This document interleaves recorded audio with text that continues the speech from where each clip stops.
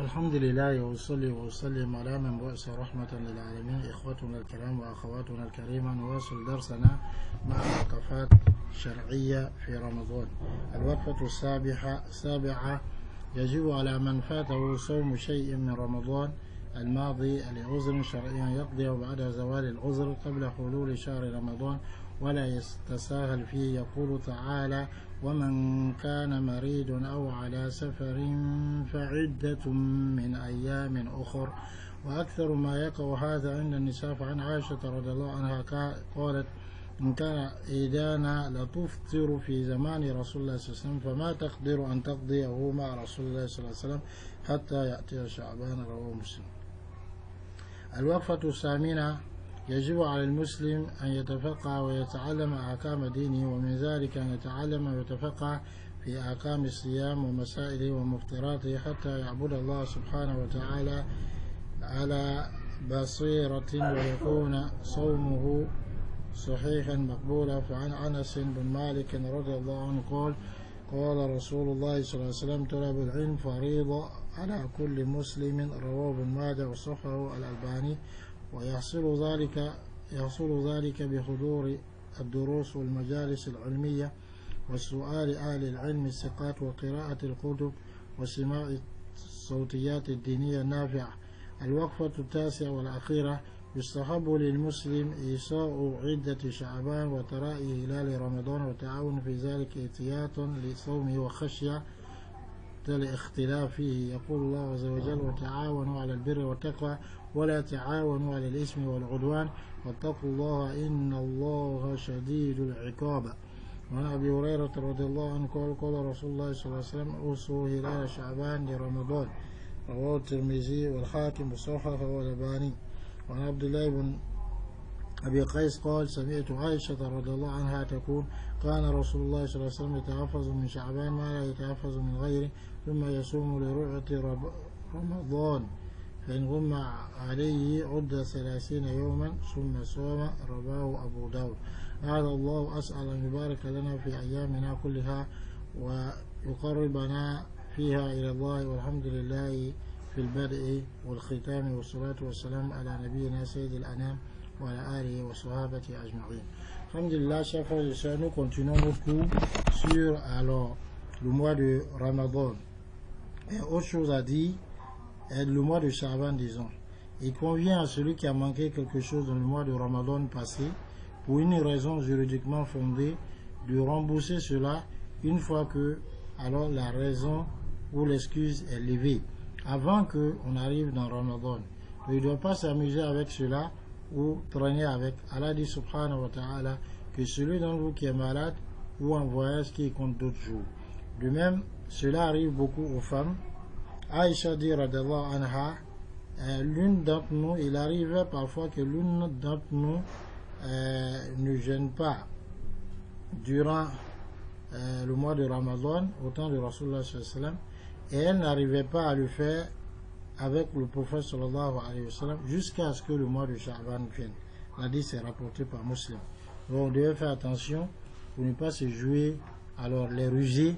Sinon, si la raison pour laquelle on n'avait pas jeûné est dissipée et qu'on continue de traîner sans raison valable, si on rentre dans l'autre Ramadan, ça qu'on est remboursé, on va commencer ce Ramadan le jeûner, et après ce qu'on aura à faire, c'est de rembourser chacun des jours passés. Et pour chacun des jours, après, c'est-à-dire avec en plus du jeûne, on doit donner une aumône à un pauvre. Ça, c'est pour avoir été négligent. Ensuite, il convient aux musulmans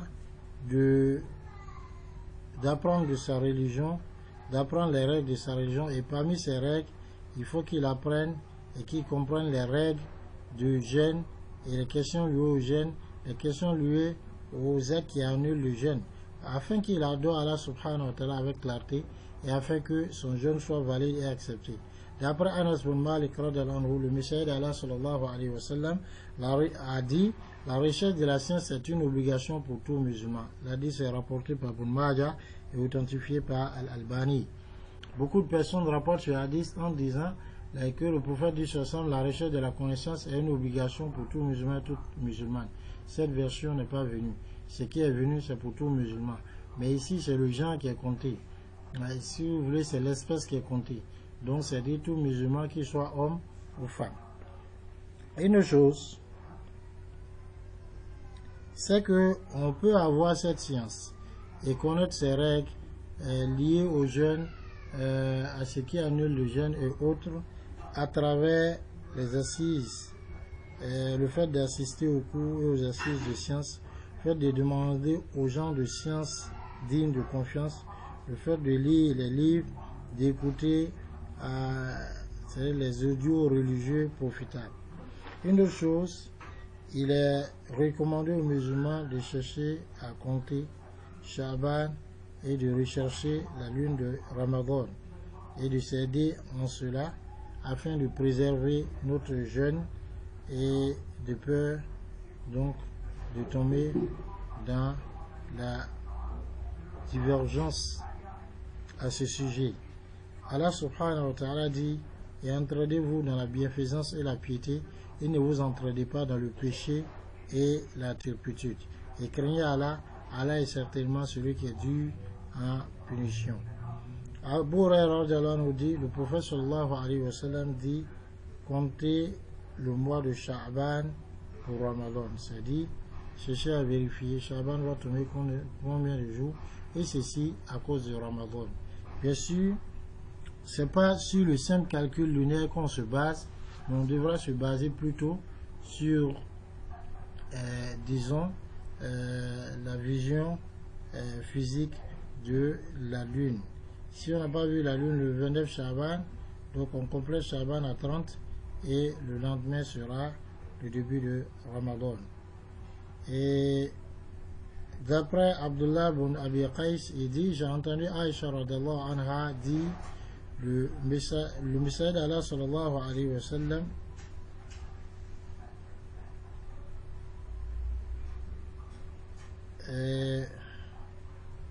jeûnait pour la vision de Ramadan. Et si un nuage cachait et la lune, qu'on ne voit pas la lune, il comptait 30 jours et ensuite il jeûnait, c'est le lendemain. Là, c'est rapporté par Abu Daoud. Ici, je demande à Allah subhanahu wa ta'ala qu'il bénisse pour nous nos jours et nous rapproche de lui, nous ainsi que nos familles, qui nous protège de ce coronavirus et qui ramène la communauté de Rasulullah sallallahu alayhi wa sallam à un état meilleur que ce dans quoi il est, et qu'il fasse que ce corona nous rapproche d'Allah. L'allonge à Allah subhanahu wa ta'ala au début et à la fin, et que le salut et la paix soient sur Muhammad sallallahu alayhi wa sallam, le maître des créatures d'Allah subhanahu wa ta'ala, sur sa sainte famille, sur ses compagnons et tous, et sur tous ceux qui vont suivre la voie de la droiture et de la bienfaisance, qui vont suivre cela dans la bienfaisance jusqu'au jour où ni les biens ni les enfants ne pourront profiter, sauf à celui qui viendra à Allah subhanahu wa ta'ala avec un cœur pur et purifié de toute hypocrisie, qu'Allah nous aide. Inch'Allah ta'ala, ici, je crois qu'on va prendre, mettre fin au cours sur le mois, les règles du mois de Sha'ban, et si Allah nous donne d'autres jours, on va voir comment s'organiser. Mais en attendant, j'attends vos programmes pour pouvoir voir comment organiser des cours avant le Ramadan, car on accorde la bonne compréhension. Assalamu alaikum wa rahmatullahi wa barakatuh.